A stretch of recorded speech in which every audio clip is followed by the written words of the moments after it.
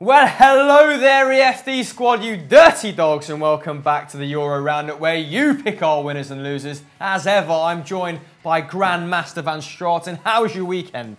I'm good, though that made me sound like either a chess prodigy or a member of the Ku Klux Klan. Neither one I'm particularly delighted about. You have a lot of strings to your bow, though. it could have been any.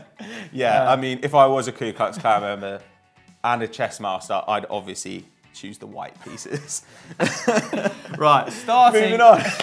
Starting in Paris, and this suggestion comes from Finesse Flair. Ooh. He reckons that Unai Emery's men deserve to start our show. Well, I'm not surprised because they played Bordeaux, and Bordeaux are actually a pretty tough match at the moment. They've got a lot of talent in that team, and PSG beat them 6-2, so that's pretty good. They remain top of league, and I think they've been top for 4 straight weeks now. I read an article yesterday about Bordeaux gunning for the Champions League, and then they go and get thrashed 6-2. Oh yeah, I saw that, yes. But actually, history wasn't with them anyway. Going into this, in 11 of the last 12 games between these two clubs, PSG have scored 2 or more goals. So the defence should have been on their guard, and they were not. They actually outshot PSG 18-11, but 9 of those 11 shots from PSG were on target, whereas just 6 of Bordeaux's were. That's actually quite a lot as well. It's a recurring but obviously pattern, not enough to get the result here. PSG have a goal difference of +22 after 8 league games. That's higher than Man City currently. That's their highest tally at this stage, the highest tally of any team at this stage in Ligue 1 since 52-53 when it was Rennes. That is mental. Is that the vintage side that played Real Madrid twice in European finals? Yeah, I suppose that was a couple of years later, but yes, it must have been an absolutely mental team. Raymond Coppa and all those guys. Knowledge. Check out our videos on 10 great legends that you didn't know, or whatever it's called. Plug! Anyway, Mbappe, Draxler, Cavani and Meunier all got on the score sheet. Mbappe and Draxler also got assists. Shock. And Draxler was really the star in this match. He made his 4th start in the league. He completed 4 dribbles. He had a 100% shot accuracy, admittedly just from 2 shots. Completed 70 of his 73 passes. Now, 70 passes in a game is the kind of number that you see from a central midfield player. When you're seeing that from your kind of creative attacker, then you know that you're having a good day. Well, yeah, that's been a recurrent pattern of PSG's, hasn't it, this season? They've been pretty dominant down the flanks with those forward players switching out with one another pretty judiciously. Now, another man who had a fantastic game, and it's becoming, quite frankly, tiresome at this point, is Neymar, who scored 2 goals, 1 penalty, yeah, he took penalties, and won a great free kick. It was absolutely unreal. I thought it was right in the corner, going 10 yards over, but the dip on it at the last minute, sumptuous. Drax has finished as well. If you haven't seen that, go and check it out. But yes, the Brazilian completed 5 dribbles on the night, which is actually pretty poor for him because he's averaging 7, I believe 10 in the Champions League, and assisted Cavani's goal. Neymar has now scored and assisted a goal for the 4th time in Ligue 1 already this season, more than any other player in Europe's top 5 leagues. And how's this for a nugget? The most obscene fact I could find about this game. The Brazilian is Paris' first player to score a penalty and a direct free kick in a league game since Nene against Rennes in 2012. Nene, FM legend. Now, Neymar's partner Cavani has also been involved in 21 goals in his last 16 Ligue 1 appearances. Absolute flames from the Uruguayan. Just that South American samba lighting up the French capital. Now, PSG have already won 7 of their 8 Ligue 1 games this season. That's actually the best tally for a team at this stage in the top flight since Lyon in 2006-2007, who also got 7 wins. Pretty predictable. But yeah, after the international break, PSG have Dijon and then Anderlecht, so it gets a little bit easier from here on in. Those 2 games could be a mauling, couldn't they? What do you think, guys? Let us know in the comments below. On the flip side, in our losers now, we have another French team. It's Monaco. This comes courtesy of Liam Stewart, one of our faithful contributors here at ERU. I don't know what happened. Tell me. Well, they drew 1-1 with Montpellier. Seems long bad. ball Montpellier at home on Friday night. Now, the incumbent champions were expected to make short work of the visitors because they've never lost to this side. Not just this current setup, ever. According to my sheet, at least. Ligue 1 fans, is that correct? Because that's astounding. Let us know in the comments below. But yes, the champions made a good start with Falcao getting his 12th goal of the season. I think that only Messi has outscored him in league football after that double against Las Palmas last night. But yeah, he scored in the 38th minute, but Montpellier snatched a point thanks to Solomon Kamara's late reprise. Now, Montpellier bossed the first half actually, having 11 shots on goal. But Monaco, as you'd expect, had the lion's share of possession, but only 8 shots eventually to Montpellier's 15. Now, that suggests to me that Montpellier, actually defended pretty well, because Monaco are averaging 15 shots a game. So to almost half that, well done to the visitors. And to further illustrate what I was just saying, Falcao's goal was the home side's only effort on target, Pato. Now, supplement that with some juicy stats, please, sir. Well, Monaco actually got really aggressive in this game. Their pass accuracy was down on what it normally is. It's normally about 83%. This time it was 79 because they were trying to force the issue. They got really aggressive as well, committed 19 fouls, gave away a lot of free kicks around the box, which is not what you want to do against a side like Montpellier. Big physical side. Yeah, it's kind of like doing it against a Pulis side or an Allardyce side. Like, they're going to punish you. Layman's terms. Now, Falcao's form is obviously a bright spot here. 12 goals, that makes him the top scorer in Ligue 1. Pretty amazing, given the firepower that PSG have got. He's actually got 4 more than Edinson Cavani, who is still on penalty duty. You know, so you'd think that the Uruguayan would still be doing pretty well. Anyway, he's got 12 goals from 13 shots on target this season. That is mental. I don't know what's happening, whether the quality of chance he's getting is just astounding, or whether just everything he's hitting is going. 12 goals from 13 on target.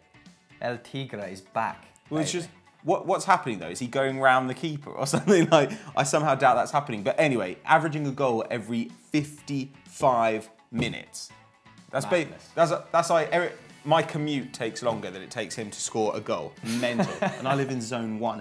Anyway, he's the top scorer in Europe's Big 5 leagues, so you were wrong about Messi.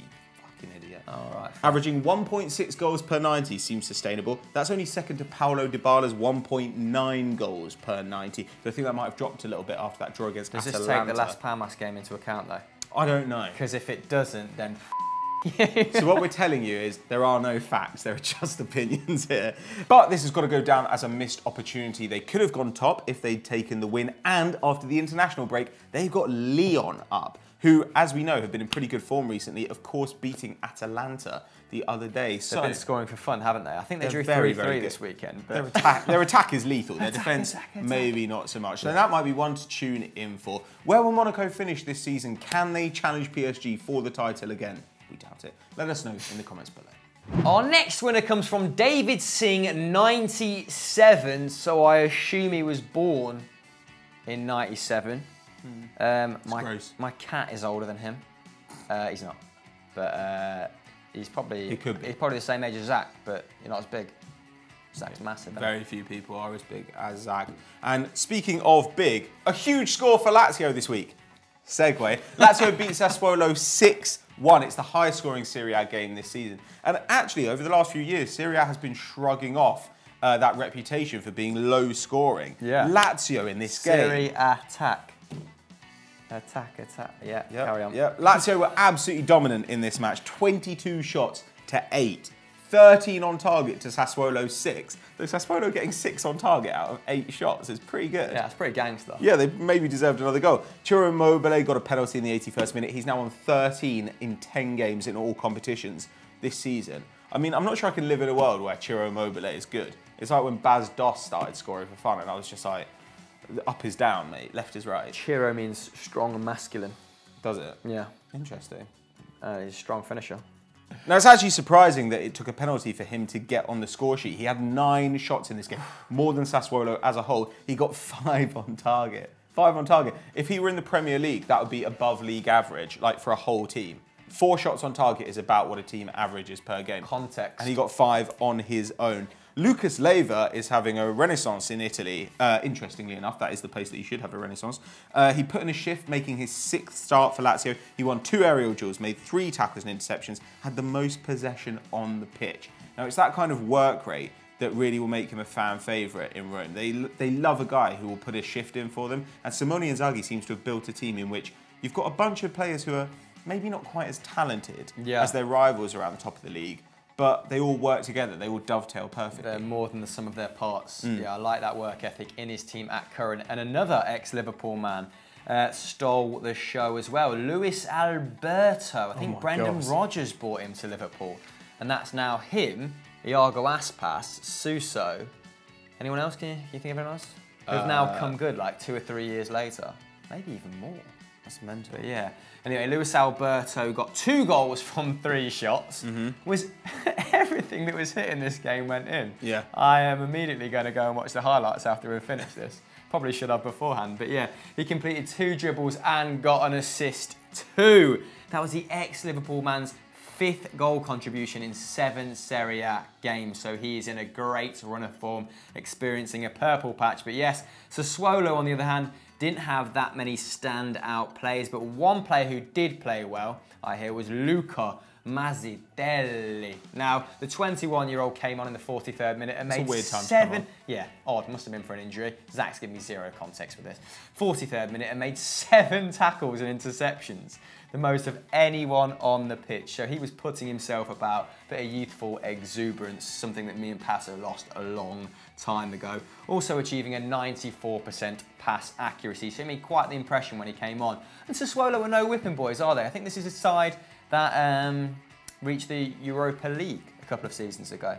Well, they've got Berardi, of course. They had Gregoire de Frel, though he's obviously now gone off to Roma, isn't doing terribly well there. They've had a Serbi as well. You know, there is talent in Sassuolo. And of course, they had Eusebio Di Francesco until recently. Yeah, the manager who's now gone to Roma, although they are currently 17th, which is 1 point above relegation, while Lazio sit in 4th, 5 points behind league leaders Napoli, who I really want to win Serie A. Yeah, me too. Come on, you little donkeys. However, the match was spoiled a little bit by racist chants from Lazio fans directed at Sassuolo players Claude Ajapong and Alfred Duncan. So, while Lazio are in our winners, their fans, or that section of their fans, are firmly in our losers. Moving on. Our next loser, another big team, is Atletico Madrid, and this is courtesy of @Friday27, the 27th Friday on Twitter, clearly. Gotta get down on Friday, mate. Moving on. Why are they in? Previous 26 as well, yeah. Well, Atleti drew 0-0 away at Leganes on Saturday. Their 2nd draw in their last 5 La Liga games, mate. They're not exactly using this, they've not exactly used Real Madrid's sort of patchy form at the start of the season to assert, you know, their charge for second place. Yeah. But yeah, this completes a difficult week for Los Rojiblancos after they lost to Chelsea in the last minute of the Champions League. Got to say, a very good Chelsea performance. Yeah, it was a deserved loss. Yeah, deservedly so, yeah. They have now dropped to 4th in the table, level on points with Valencia, where the Simone Zaza, I believe, cannot stop scoring. And they actually have an identical goal difference too, but Los Che have scored 4 more goals.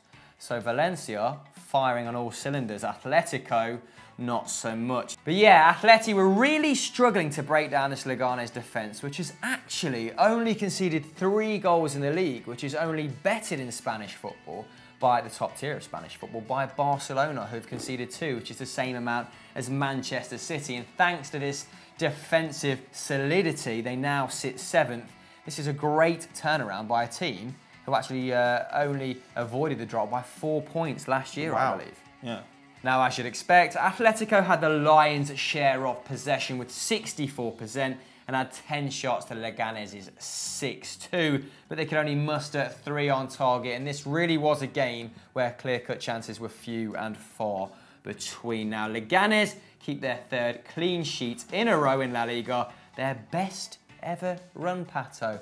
But any bright points for Atletico? Well, they've actually now gone on a best run of their own. It's 16 away league games without defeat now for them. 8 wins and 8 draws. So that's not great, but at least they're not losing. Yeah. They should perhaps be taking more wins there. Oblak, always in amazing form. In the last 14 shots on target that Atleti have faced, he's saved 13 of them. That's absolutely mental. Gabi came back in for this game after having a rest. He made 17 recoveries. So that's when the ball is loose and somebody has to go and recover it. He actually got 17 of those. So it's no wonder they had such high possession, because they had him mopping up in the midfield. That's the most recoveries any Atleti player has managed in a game since 2014. And Diego Simeone is using him slightly differently this season, isn't he, right? Rested him against Bilbao, brings him in against Leganes. So I mean, he's in the twilight of his career, isn't he? So maybe we'll see him, you know, play these sort of games a little bit more often and miss out on the big occasion. Well, it's nice that they actually have the depth to do that there, because they don't have it in other positions. Griezmann, of course, is playing all the time at the moment. Didn't have a single shot in this game. So it's possible that he, already this season, is a little bit tired. I mean, Atleti can't have the squad depth of a Barcelona or a Real Madrid, and that might hurt them. After the international break, they actually go... they play Barcelona rather at the Wanda Metropolitano, so that's going to be a tough game as well. And of course, with the added difficulty of the Champions League, it might be a rough season for them. It hasn't been a great start. Let's hope that they can improve. Where will they finish? Let us know what you think in the comments below. On to our last winner, and no one suggested Barcelona, probably because the game was played behind closed doors, but we thought it was worth mentioning anyway because of the backdrop in which the game happened against. But on to footballing matters first, Pato. Ultimately, from a sporting perspective, why are they in our winners? Yeah, Barcelona won 3-0 against Las Palmas. There were no fans inside the stadium, of course, because of the violence over the Catalonian referendum. We're going to talk about that a little bit in a minute. Barca actually only had 48% of the ball. That's one of their lowest possession totals in a decade. Wow. So we're kind of seeing a less Barcelona than we've ever seen before under Valverde. It's interesting. Messi, on the other hand, seems absolutely himself. He scored twice. He's got 45 goals for Barcelona in 2017. That's at least 14 more than any other La Liga player has managed in all competitions. Absolutely nuts. Now, what's the most he managed in the calendar year? Was it he got 91, was it, in 2012? when he broke Muller's record? Yeah. So probably no danger of breaking that then. However, we did get a shiny goal on the night, Pato. A rare candy of a goal, and it was a Sergio Busquets header. And get this, it's the first time Messi has ever set Busquets up for a goal in both their careers. Consider the mileage they're putting together, the years of dominance, and that becomes, quite frankly, astounding. But yes, now this current run of form, Valverde has to take some credit, doesn't he? As you said, it's not a familiar Barcelona, but it's a pragmatic Barcelona, and they're getting the job done. That's 7 wins in 7.